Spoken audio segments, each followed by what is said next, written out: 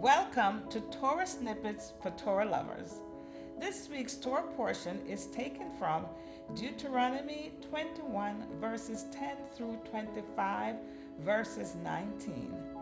And the Hebrew word associated with this portion is ki tezeh, which means when you go out.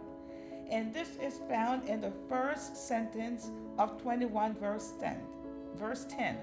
And it states, when you go out to war against your enemies, the Lord your God will deliver them into your hands. That is a promise. However, there is more. The great thing about this is that with God's promises comes instructions. And following these instructions allow the manifestation of the promise. Why? Because they grant God access to walk in the midst of the situation, ensuring the success. I'm sure you're familiar with the commandment to honor your mother and your father, that your days may be long on the earth. However, you must do the honoring before you receive the long life. Correct? With that in mind, let's take a look now at the law concerning the promise with the instruction.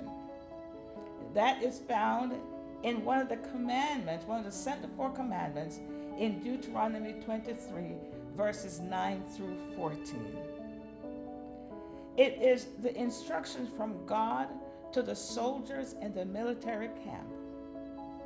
Because of his holiness, he gave specific instructions to them in how to maintain his presence among them. They were to keep themselves pure in their hygiene while they were in these camps. This would guarantee their deliverance and give their enemies into their hands. Their success relied on following the instructions of purity. I'm going to read verses 9 and also verses 14 real quickly. When you go out as an army to fight against your enemies, you shall keep yourself from everything that is evil. And they're talking about right here, whatever is impure, whatever defiles, and whatever is unclean. And the reason is found in verses 14, which is awesome. It says, for the Lord your God walk in the midst of your camp to deliver you and to give your enemies over to you. Therefore your camp shall be holy, that he may see no unclean thing among you, and turn away from you.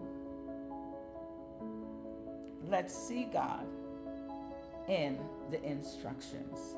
Shalom.